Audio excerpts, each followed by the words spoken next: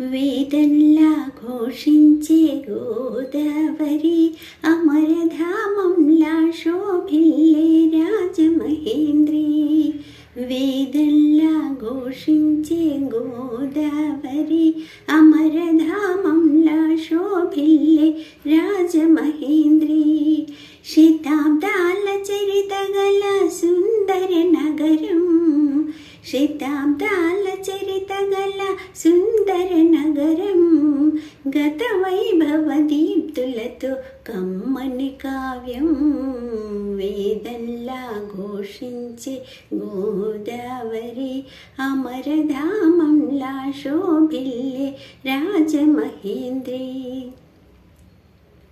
రాజరాజ నరేంద్రుడు కాకతీయులు, తేజమున్న మేటి దొరలు రెడ్డి రాజులు, గజపతులు నరపతులు ఏలిన ఊరు. ఆ కథలన్నీ నినదించే గౌతమి హోరు. వేదంలా ఘోషించే గోదావరి అమరధామంలా శోభిల్లే రాజమహేంద్రి.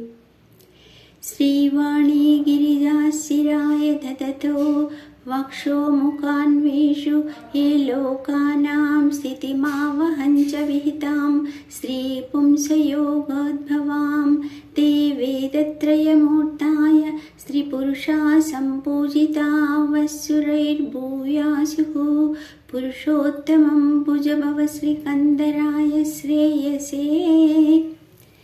ఆది కవిత నన్నయ్య వ్రాసినిచ్చట, శ్రీనాథ కవి నివాసము పెద్ద ముచ్చట.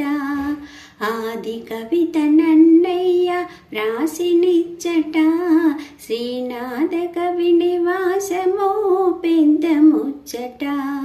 కవి సార్వభౌములకిది ఆలవాలము, కవి సార్వభౌములకిది ఆలవాలము.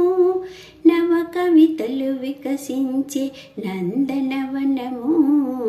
వేదంలా ఘోషించే గోదావరి అమరధామంలా శోభిల్లే రాజమహేంద్రి.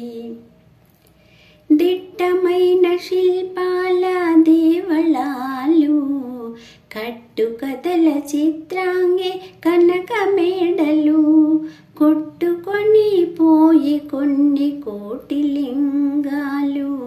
వీరేశలింగమొకడు మిగిలెను చాలు.